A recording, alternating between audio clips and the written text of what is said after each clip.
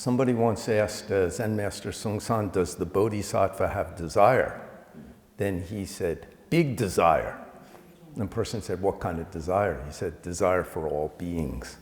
So we have a body, so there will always be desires appearing. But if you make it big for all beings, then it has direction. So, doing exercise and things like that isn't a problem. Bowing's an exercise also. Why do you do something is most important.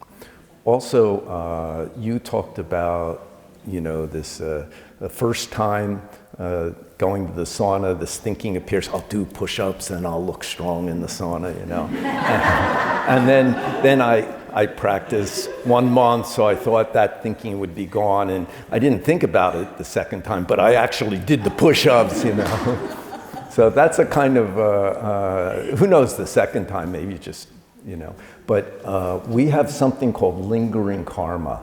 That's where we, karma that hangs around. So we may feel that in our life or during our practice, we got rid of some bad habit or something that bothered us or something we liked. But then suddenly out of nowhere, it comes up again. And that's called lingering karma. So lingering karma has deep roots in our consciousness. And the only way to really make karma disappear is you have to pull out the root.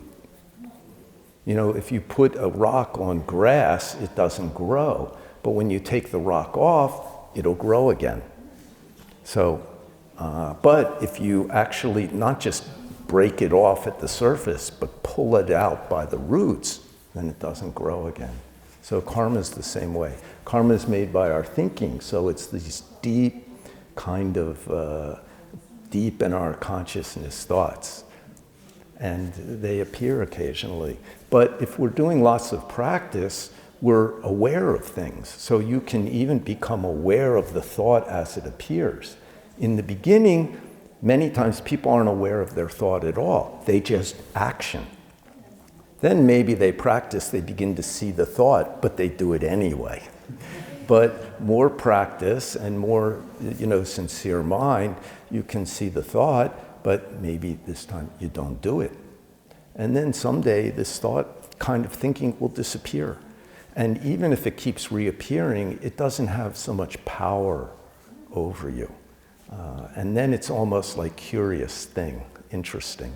And then it also, all those experiences teach us things about people's life. So you can teach somebody who has those thoughts that appear because you've gotten so that you're not controlled by them. But you know what it's like. Well, some people, they don't even have a doubt.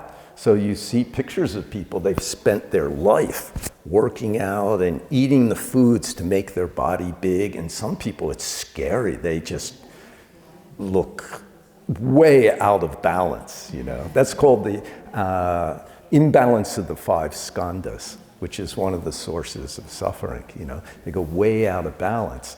But it began with the same thought you had, I'll go to the sauna and look good, I'll go to the beach and I'll look good. But already you're aware of it, and then you can choose, is it really worth doing or not? Yeah, in some situations, why not? If you're going to do a lot of work and your arms are strong, you can do more, So most important is we just keep paying attention. And then we can choose what's really helpful, what's not.